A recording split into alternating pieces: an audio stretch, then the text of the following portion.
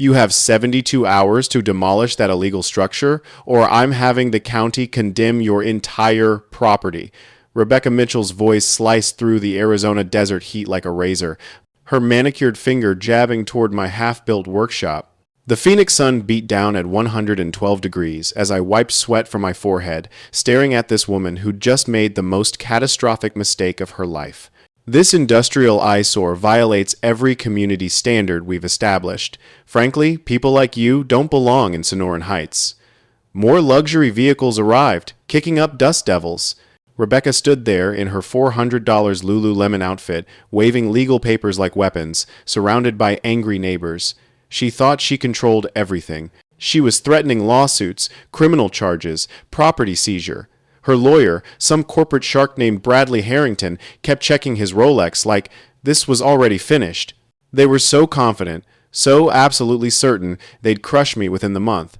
Little did they know, I had information that would flip this power game completely upside down. But before I tell you how century-old water rights legally obliterated an entire HOA and exposed a multi-million-dollar fraud scheme, drop a comment. What would you do if neighbors tried to steal your land for developer profits?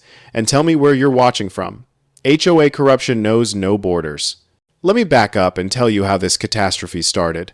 My name's Derek Walsh, 43, recently divorced electrician who inherited 8 acres of Sonoran desert from my Aunt Patricia in March 2025.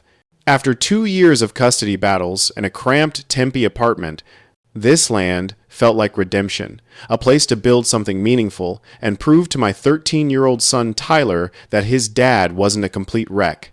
Aunt Patricia was the family mystery vanished into the Arizona desert in 1983, showed up at Christmas smelling like motor oil, always cryptic about her land.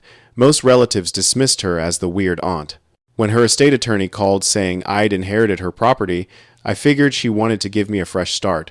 The land was stunning, ancient saguaro cacti, endless sky, the sharp scent of sage.